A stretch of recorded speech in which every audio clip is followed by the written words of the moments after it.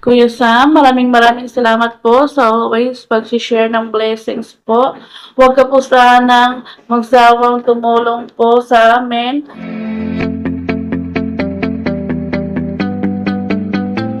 Hello po, ako po si Buena Fe Pamat ng Santo Tomas, Davao del Norte. Ako po ay isa sa nanalo ng groceries mula kay Kuya Sam. At ito na po yung nabili ko sa napanalunan ko.